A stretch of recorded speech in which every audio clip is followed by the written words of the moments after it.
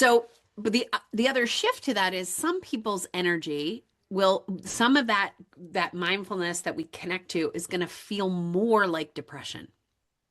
It's going to feel more like I need to sit down, I need to scroll, I need to dissociate, I need to disconnect. Again, I've got no judgment on this. Lots of people are like, I know that's bad. I don't know that it's bad. Some of our grief stories are so intense that if we sat in them, it might be really bad for us. So Netflix saying, here's the next episode, that's sometimes a really beautiful tool. If we're dissociating for 2 months straight, let's call a therapist. But using dissociation as a tool, I am all for.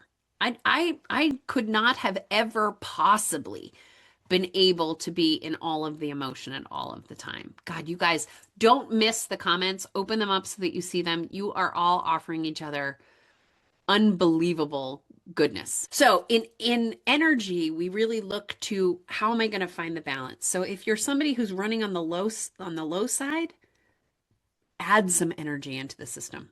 Add it. Find a little, rebounder trampoline. Just bounce on that sucker. They're like 30 pounds. Bounce on that sucker. Do that for 7 minutes. I'm a really big fan. There's neuroscience behind this. Whatever intervention you're making yourself do or you're trying out or you want to do it, 7 minutes is a great amount to start with.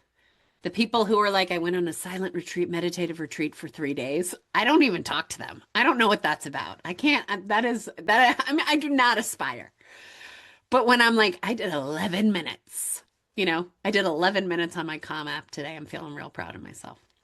So when we really dig into energy, we do a lot of talk about the vagus nerve.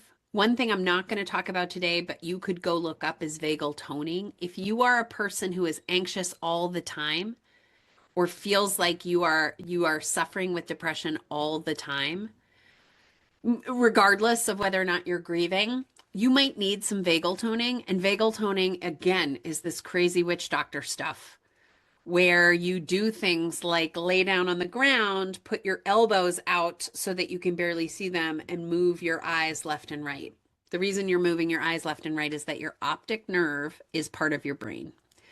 And so which I didn't know, like I didn't know my eyes were part of my brain, but they are, and you're able to use your eyes like an EMDR treatment for trauma to sort of stretch the vagus nerve, which is the nerve that turns on to shift us from anxiety into depression.